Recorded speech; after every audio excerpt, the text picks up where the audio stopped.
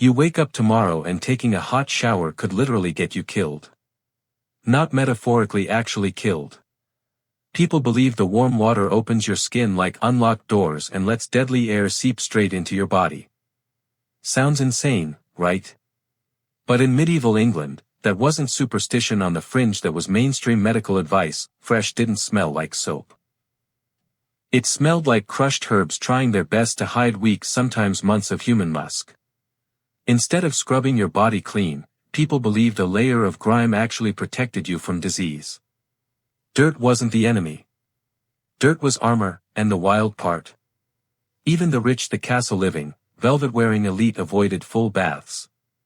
Their version of getting clean involved changing linen shirts and standing near really bad smells on purpose. Yeah. On purpose. From flea-killing toilet closets to human waste workers who could die on the job in seconds, to a world without toilet paper where nature handled cleanup, medieval hygiene was less about comfort and more about survival. And once you see how people actually live day to day, you'll never romanticize the Middle Ages the same way again. So let's step straight into that medieval morning we just teased, and yeah, it's nothing like the cozy, steamy start your brain probably wants to imagine. No shower running. No sink counter. No mirror selfie moment. Just cold air, stiff clothes, and a room that smells like old straw and yesterday's smoke. You wake up in 14th century England and the first thing that hits you is the chill. Houses are drafty, stone or timber, with wind sneaking through every crack like it pays rent. The floor might be covered in rushes, basically dried plants thrown down like carpeting, and here's the gross part, they might not have been changed in months.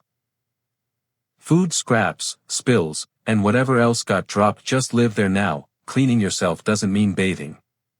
That's way too risky in most people's minds. Instead, you grab a rough piece of linen, dip it into a small basin of cold water, and wipe your face and hands. Quick. Minimal. Done. That's your full body hygiene plan for the day, and this isn't laziness. People genuinely believe hot water is dangerous.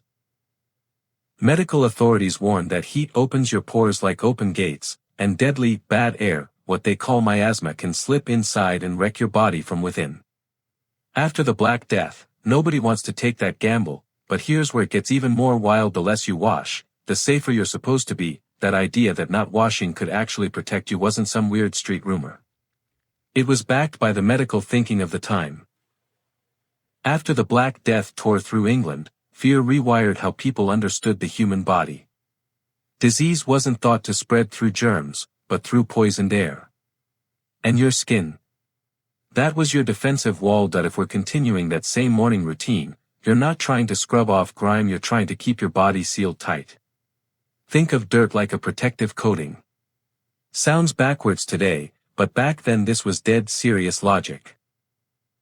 Open pores meant open doors, and open doors meant death floating in on the breeze. Now if you're wealthy, you don't just rely on dirt, you've got what people believe is the ultimate hygiene hack: linen. High-quality white linen undergarments are treated like a medical tool. The belief is that linen pulls sweat and impurities out of your body like a sponge. No bath required. So nobles change their linen shirts constantly, sometimes 3 or 4 times a day, convinced each fresh layer is basically a full-body detox. You'll even see them showing off the bright white collar or sleeve edge on purpose. It's not just fashion, it's a flex. It says, "I'm so clean, I don't even need water." But hold up, once you look inside their mouths, the illusion of cleanliness falls apart fast. So we just talked about how nobles flex clean linen like it's a medieval health cheat code, but the second anyone opens their mouth, that polished image takes a serious hit. Dental care in medieval England is where things go from uncomfortable to straight up brutal. There's no toothbrush waiting by the sink. No minty paste. No gentle floss routine your dentist keeps begging you to follow. Instead, you grab a scrap of rough linen, dip it into a gritty mix made from ground salt, crushed bone, or bitter herbs, and start scrubbing your teeth like you're sanding down a piece of wood. I'm not kidding, it's abrasive, harsh, and honestly painful. The goal isn't comfort. It's damage control. You're trying to scrape away visible decay and foul taste before it gets worse. And when it does get worse, which it often does, things escalate fast, because here's what people believe: tooth pain is an infection. It's a toothworm. A literal worm gnawing at the root inside your tooth. Sounds wild, but that's the accepted explanation. And the treatment? No anesthesia. No sterile clinic. Just a barber surgeon with pliers and a strong arm. One yank, one scream, one missing tooth, and that's why smiles are tight-lipped and guarded. But the real sensory shock of medieval life isn't just breath or body odor. It's the air of the entire city itself. So we've covered the unwashed skin, the linen, cleaning system, and those nightmare-level dental routines. But step outside now, take one deep breath, and this is where the whole experience really hits you. Because medieval England doesn't just look different. It smells different on a citywide scale. The air is thick, and not in a poetic, foggy London kind of way. We're talking layers of scent stacked on top of each other: sweat, animals, smoke, rot, all of it baked together. Since regular bathing is rare, people lean hard on perfumes and scented oils. Musk, rosewater, and imported spices get rubbed onto clothes and skin like deodorant turned up to 11. It's not about being fresh, it's about overpowering the funk. And if you think, okay, but at least castles must be cleaner, not really. Even at the top of the luxury ladder, sanitation is shockingly primitive. In a castle, the bathroom is called a garderobe, which sounds fancy until you see it.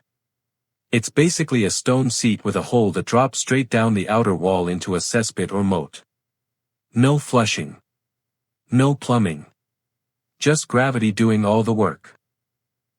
In summer, the smell rising back up is so strong it can make your eyes water, but here's the twist: nobody expects nobles hang their expensive clothes in that same toilet chamber. Yeah. Right there. Because the ammonia fumes from the waste kill fleas and moths. It doubles as a bug-killing closet, and once you leave castle walls and head into city streets, the sanitation story goes from nasty to completely overwhelming. So inside the castle, at least the mess drops into a pit or moat. Gross, but contained. Step outside into a medieval city like London though, and now there's no buffer, no distance, no filter. This is where sanitation turns into a full-blown urban crisis. The average household doesn't have stone toilet shafts built into walls. Most people rely on shared latrines or simple wooden buckets. And when those buckets fill up, they get dumped into backyard pits or way too often straight into the open street gutters. Yeah, right outside. Same paths people walk every day. Cities produce more waste than they can handle, and to keep from being completely buried in it, they depend on a shadowy workforce most folks never want to see: the gong farmers. These guys are the night crew of medieval sanitation. By law, they work after dark so daytime society doesn't have to witness what the cleanup actually looks like, and their job is absolutely brutal. They climb down into cesspits and storage holes packed with human waste, sometimes waist deep, shoveling it out by hand into carts. No hazmat suits. No ventilation systems. Just a shovel, a ladder, and a prayer. The fumes alone can knock a man unconscious in seconds, sometimes kill him on the spot. Up on the streets, officials try to fight the mess with rules and fines, but enforcement is weak. The unexpected cleanup squad. Pigs. Roaming freely through town, eating food scraps like living garbage disposals, but that solution creates a whole new layer of filth, and what people use after the toilet makes the situation even more intense. So the streets are filthy, the pits are overflowing, and cleanup depends on night workers and wandering pigs, which brings us to the question every modern viewer is already thinking but nobody wants to say out loud. Without toilet paper, what did people actually use? And yeah, the answer is exactly as rough as you're imagining. If you're wealthy, like we mentioned earlier with linen and status symbols, you might use scraps of soft cloth or wool. It's basically reusable fabric comfort. Not perfect, but way better than the alternatives. For everyone else, which is most of the population, cleanup is whatever nature puts within arm's reach. We're talking moss, broad leaves, hay, straw, even handfuls of grass. It's a grab-and-go system. Functional, but scratchy, unreliable, and definitely not what anyone would call hygienic. You're not getting properly clean, you're just doing your best with what exists, and here's the kicker, older civilizations actually had a better tool. The Romans used a sponge on a stick soaked in vinegar, a shared device, which is its own kind of nightmare but still more advanced than what medieval England falls back on after that knowledge disappears. Because handwashing is limited and wiping is inconsistent, people live in a constant cycle of reinfection. Intestinal parasites become part of everyday life. Worms in the gut aren't rare, they're normal. From laborers to clergy, almost everyone is carrying them, silently losing nutrients their bodies desperately need. But here's where the story takes a turn most people don't expect. Despite all this, medieval people aren't weak. In some ways, they're unbelievably tough.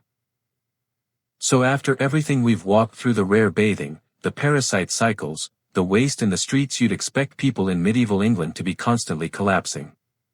But here's the part that flips the script a little, they're tougher than we usually give them credit for. Living in this environment basically forces the human body into survival mode from day one.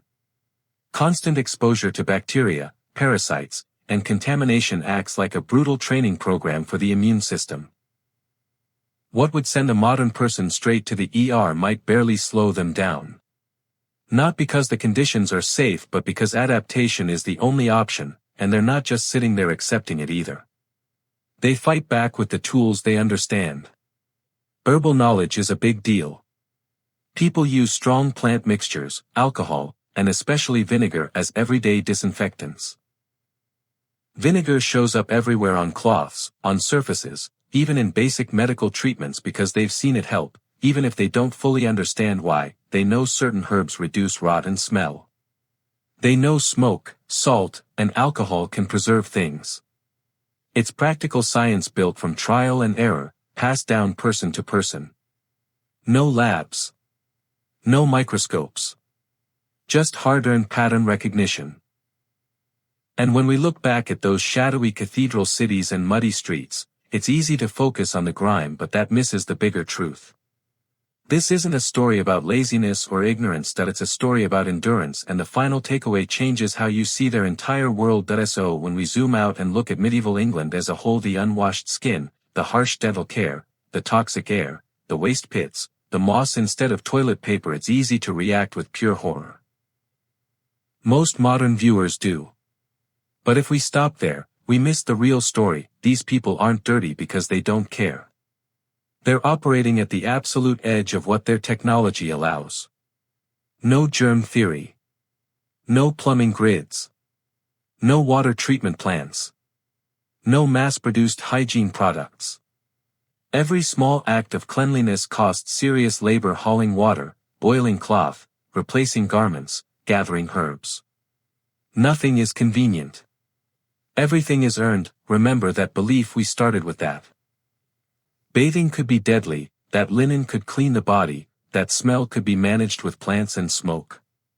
Those ideas come from people trying to build a survival system with incomplete information after catastrophic plagues. They're making the best calls they can with the knowledge they have. Dignity, in this world, looks different. It's the noble changing his linen 4 times a day. The worker wiping down with cold water before sunrise. The gong farmer risking his life at midnight so the city can keep breathing. The constant grind to stay just healthy enough to see another winter. The history of medieval hygiene isn't a joke, it's a long, gritty battle between human biology and technological limits.